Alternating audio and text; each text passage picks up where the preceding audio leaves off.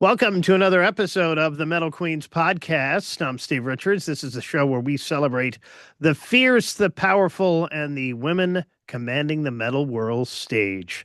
Today, we're heading straight to the Swedish metal capital of Gothenburg to meet one of the most exciting new voices in symphonic and power metal, Shatterheart. Officially formed in 2023, they solidified their full lineup in late 2024.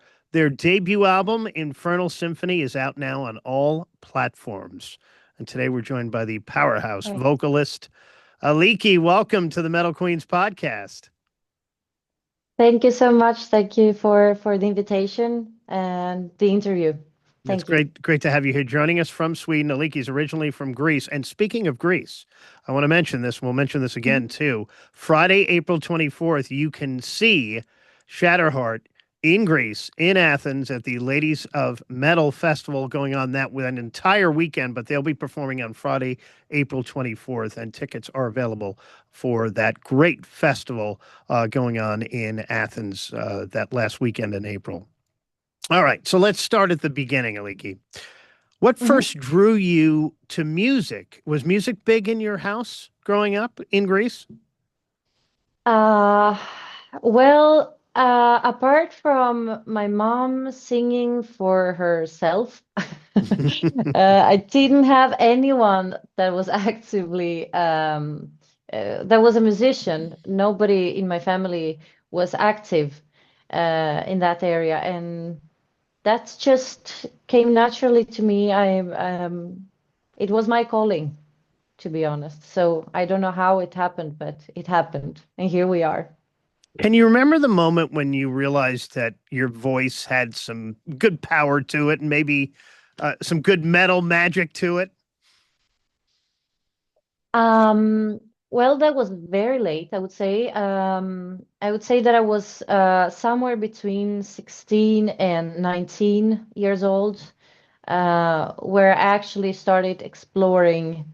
I was listening to metal before that, but I started exploring different sounds with my voice, and I was very, very influenced by glam metal back then, and the harder sounds of Pantera and bands like that, the more modern sound. And so, it was somewhere there when I was somewhere between 16 and 19, where I noticed that I can work on that. I have something. I can sing. Um, so that's how it went from there. So you're from Greece. Gothenburg, Correct. Sweden is legendary, of course, in the metal world. How did you end up there? Um, it's a very long story. It's because of personal reasons, most likely, but the main reason why I ended up here um, was because I had lived my life in Greece, my whole life in Greece, and I was done with my studies. I studied music and photography in Athens, and I decided to move on to the next chapter and challenge myself. And I had friends in Gothenburg, and I decided to, explore Scandinavia. And then suddenly, I ended up in Sweden somehow myself. I don't have anyone from my family close by. And what's the story behind you meeting Johan Bergman, the mastermind behind the compositions? Um, we have known each other for a lot of years. I think before I moved to Sweden, I visited Sweden, specifically Gothenburg, a couple of times during 2012, if I'm not mistaken, and 2014, before I decided to move to Gothenburg in 2015. Um, but I've known him through common friends. Uh, we never hanged out that much, but we knew that we played in bands, both of us, and we have had a lot of respect for each other. And um, basically, he contacted me I wasn't even part of the band, Shatterheart, at that point. He contacted me when the previous lineup was not um, they were not there anymore in the band, and it was just the drummer Ule that has also known Johan for a long time, and he asked me if I would like to record the album. So the main idea was to make a project out of it. And I saw it as a challenge, and I was like, "Yeah, let's do that. Let's record the album." And then it became a band. Mm. And let's talk about the band. So we got Johan and Yeah. Ollie and Jonathan and Daniel. What's the chemistry like in the band? Um, there is a lot of humor in the band. Um, I love those guys. Humor is the most important thing to make it work, in my opinion. But when it comes to music, there is a lot of influences that come from each one of us, and we. It's like we. How can I say? It's like we are pieces of a puzzle that click together, they fit together. But we are different.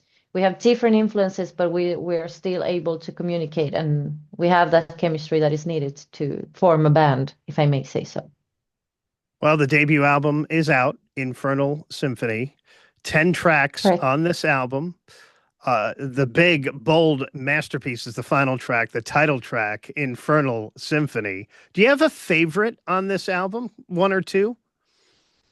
It's really hard, and that has changed a lot. Like I had another song that was my favorite before, and I don't know. It changes.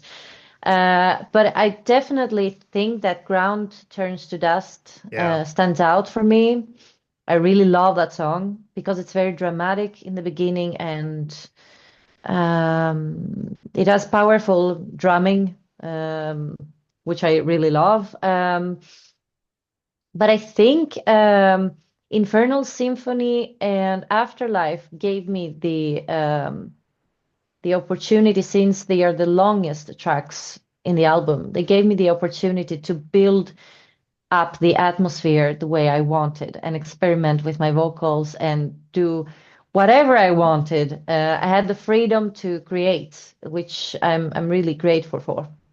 Yeah, Leaky, I want to ask you about your vocals. They carry both Sure. power, vulnerability too. How do you balance strength and emotion in your vocal delivery?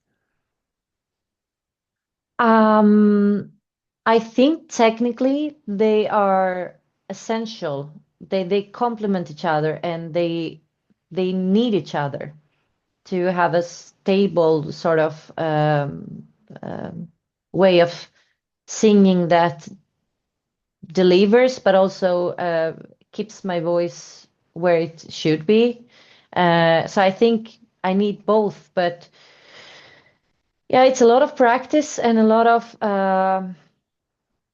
it's all about experimenting and trying to find different ways to sing and to tell a story, and uh, yeah, basically sing in the way that fits the song, and the message behind the lyrics and the song you're singing. Do you follow a very strict vocal routine or warm up before you perform? I do. I have my vocal exercises, and I have singing straws. It's There is a whole science behind it, and I have a great team. I have two vocal coaches that I'm working on different things on with. And then I have uh, um, what we call what is it called? I don't know really, but it's someone that has helped me with speaking correctly. And then I have my doctor that takes care of my vocal cords, or yeah, make sure that they work as they should. And of course, a healthy routine, eating well, drinking a lot of water, and yeah, all of those things are also essential when I'm warming up and when I'm about to perform, of course. All So right. yeah. And when you are about to perform and you're ready to hit the stage and the lights come on, do you transform into a character or is it 100% Alicke? Um, it's 100% me, I would say, but I have the opportunity to show different sides of myself depending on which song I'm singing. So you could say that there are um, there is a depth to each song and what I'm performing or what I'm singing. There's a depth behind the whole thing, and yeah, you could say it's a character sometimes because that's what serves the purpose of yeah the whole thing. But it depends on the lyrics too. If it's fantasy-based lyrics, then it's easier to get into a character and sing the song. Comparing to singing a song about that is straightforward, talking about feelings and emotions and personal experiences.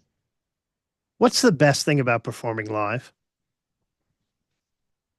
Uh, oh, the best thing about performing live is the adrenaline. I'm an adrenaline junkie, to be honest. But I think uh, the thing that stays with me every time I perform somewhere is the connection with the audience, Mm. the people, talking to the people, and yeah, connecting in whatever way they they feel comfortable with or they want to connect. It's that's the thing I take with me every time, the people and yeah, And when you playing with my perform, bandmates. yeah, and when you perform these big, bold compositions like the new album, the tracks on the new album, and you said you're an adrenaline junkie, when you come off the stage, what's that feeling like? Um, the day actually that I have performed, and especially if I have a good day, because of course we are humans and we have good days and bad days, and I'm working on my voice to be able to conceal the imperfections sometimes and that I may have or not have or but I think that there is it's a unique feeling of euphoria that you have done what you are supposed to do and now you will continue having fun, um uh that's how I can describe it. It's really really special For, indeed. for fans just discovering Shatterheart and maybe Hmm. discovering them on Friday, April 24th at the Ladies of Metal Festival in Athens, Hmm. Greece, where Shatterheart is performing, what do you want them to feel when they hear your music for the first time? Actually, me coming from Greece, it makes it the whole thing very emotional for me. Yeah. So I want to reconnect and reintroduce myself with people that I've may not met for a long time. And I want everyone to feel included and I want everyone to enjoy the show. And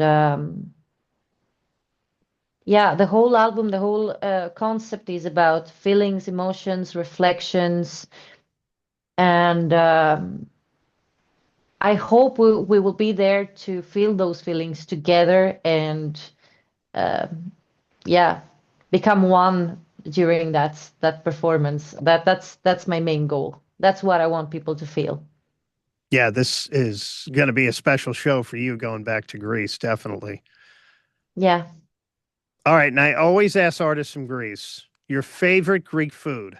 What is it? Oh my God, my What's favorite the Greek first food. thing you're That going to was eat? What's the first thing you're going to eat when you get back there?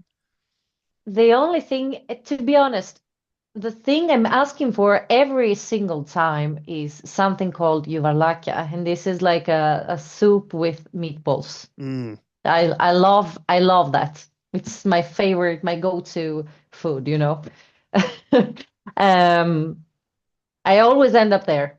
Yeah. Though there is a lot of things I could choose from that are great. You are lucky is my go-to food, I would say.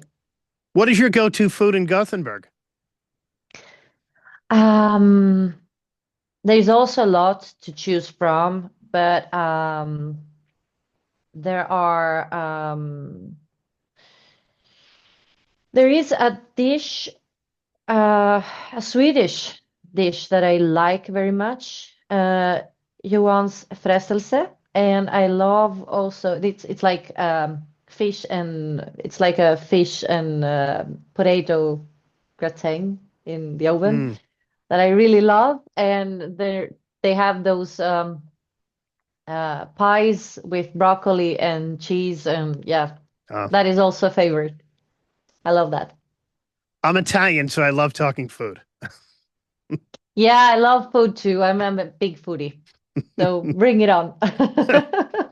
She is Alicke. The band is Shatterheart. You can see them if you're going to be in Athens, in Greece, at the Ladies of Metal Festival in Athens, Friday, April 24th. They'll be forming. The festival is all weekend that weekend. They are based in Gothenburg, Sweden. You have some other shows and festivals coming up this summer, too?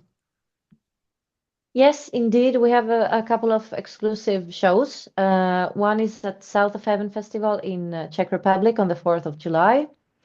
Then we have a show at the Female Fronted Violence Festival in Diest, Belgium, at the Club Hell on the 5th of September. And then we have a show on the 11th of September at Nyköping Mors in Denmark.